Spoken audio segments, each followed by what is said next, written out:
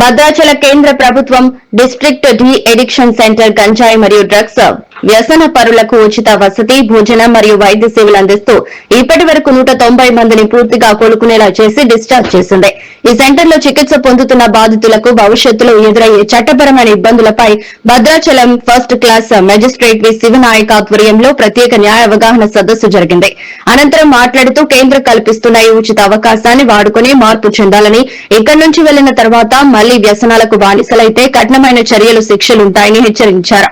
ఈ సందర్భంగా మెజిస్ట్రేట్ శివనాయక్ మాట్లాడుతూ శని ఒక వేషంలో వివిధ సందర్భాలలో మత్తుకు బానిసై తమ జీవితాలను ఎంతో మంది యువత నాశనం చేసుకుంటున్నారని, అటువంటి వారు తమ భవిష్యత్తును మంచిగా మలుచుకునేందుకు ఈ సెంటర్లో స్వయంగా వచ్చిన మామూలు మనుషులుగా మారాలని, అందుకోసం కేంద్ర ప్రభుత్వం ఇక్కడి సిబ్బంది న్యాయశాఖ పోలీస్ శాఖ పూర్తి సహకారం అందిస్తోందని ఈ సందర్భంగా అన్నారు. కేంద్రం సభ్యుల సేవలను అభినందించారు.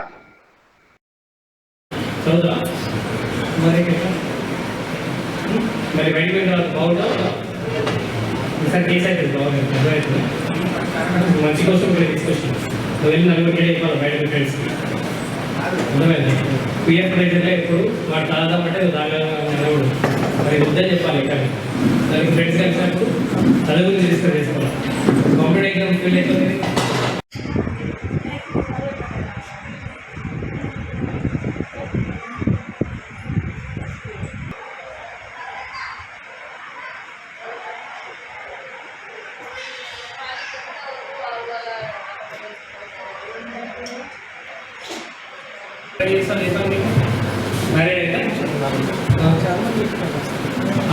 ఏమని చేస్తున్నారు అమ్ముతున్నారా మీరు తాగడానికి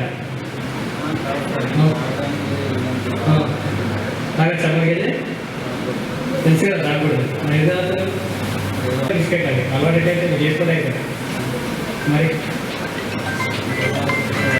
అర్థమైంది. గంజాయి అమ్మినా తాగిన 7 సంవత్సరాలు శిక్ష నామేలో తెలుసు మీరు కూడా అమ్ముతున్నారు. మరి అర్థమైందా? ఈ 10 మందికి ఇవ్వాలి. ఒకసారి క్లియర్ సీజన్కి వచ్చిన తర్వాత బయటికి నార్మల్ పర్సన్ వెళ్ళాలి. ఓకే అంత బాగా అనిపిస్తుందా తాగాలనిపిస్తుందా అనిపిస్తుందా? ఇక్కడికి వచ్చిన తర్వాత మళ్ళీ తాగాలని ఏం లేవు కదా. ఆటో నడుపుకున్నావు కదా డ్రైవింగ్ మీ వల్ల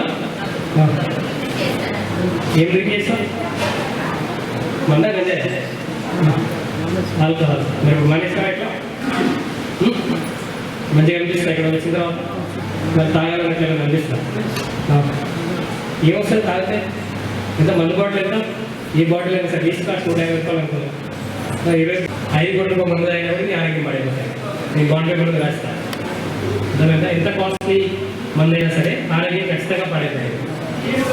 కాబట్టి తాగకూడదు. తాగితే ఎవరి క్లాస్ నీ క్లాస్ వీళ్ళందరికీ మా అందరి క్లాసే లేదు. మాకేం కాదు, జస్ట్ మేము లా అండ్ ఆర్డర్ బ్లాక్ చేస్తాం కాబట్టి ప్రొడక్ట్ చేస్తాం అంతే. ఫైనల్గా లాస్ అయితే మీరు మీ కుటుంబం ఏం చేస్తారు? మీరు తల్లిదండ్రులు మరి ఎట్లా మరి ఇంత కష్టపడి చదవాలి కదా. బయటికి వెళ్ళిన తర్వాత మంచిగా ఉంటావు కదా. ఇప్పుడు అనిపిస్తుందా తాగాలి మరి బయటికి వెళ్ళిన తర్వాత? ఎన్ని రోజులు అయితే వచ్చి ఇక్కడికి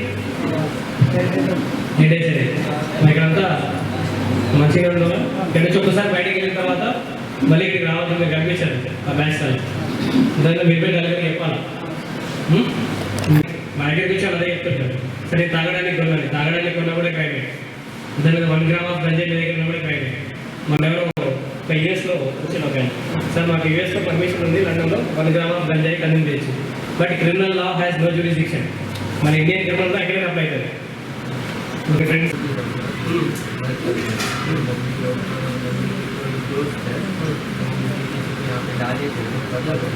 गाना क्यों पी रहे हैं? क्या पढ़ाई किया 11th तक छोड़ दिया पढ़ाई?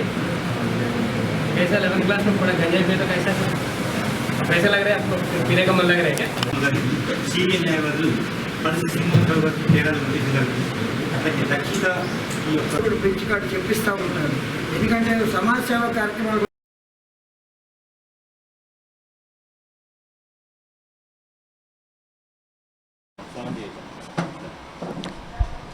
అందరికీ నమస్కారం అండి.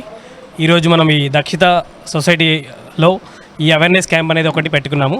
ముఖ్యంగా I want to thank all the organisers of Dakshitha society and old age home for conducting such an awareness camp. ఈ అవేర్నెస్లో భాగంగా ఇక్కడ ఉన్న క్యాండిడేట్స్ తోటి మేము ఇంటరాక్ట్ అవ్వడం జరిగిందండి.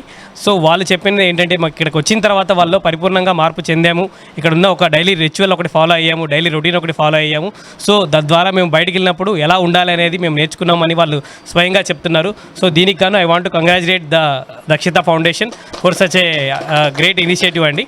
అండ్ నేను ఈ ప్రోగ్రామ్ ద్వారా అందరికీ తెలియజేయడం ఏమనగా, ఒకవేళ స్వయంగా మీరు కనుక స్వయంగా ఏమైనా ఇబ్బందులు పడుతుంటే, ఒక డీఎడిక్ట్ అవ్వలేక మేము ఒక మందుకు బానిసై ఉన్నాము, లేకపోతే ఒక డ్రగ్కు బానిసై ఉన్నాము, మీరు పక్కన వాళ్ళు ఏమనుకుంటారు అని సిగ్గుపడకుండా మీరు ఈ ఆర్గనైజేషన్ దగ్గరికి వచ్చి, మరి ఇక్కడ సిఆర్పిఎఫ్ క్యాంప్ పక్కన గలీలో ఇది ఉంటుందండి, మీరు స్వయంగా వచ్చి కూడా ఇక్కడ ఎన్రోల్ అవ్వచ్చు.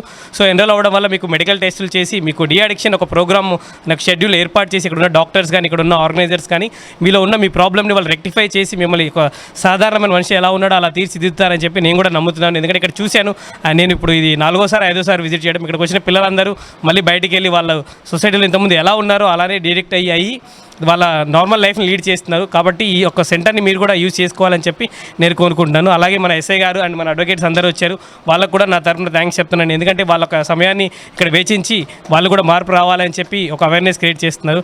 సో ఇక్కడికి వచ్చిన మన మీడియా మిత్రులు కూడా ప్రతిసారి ఆయన మన దగ్గరికి వచ్చి so they also support this such awareness program. So I want to thank media also for supporting such an campaign. Thank you so much. Thank you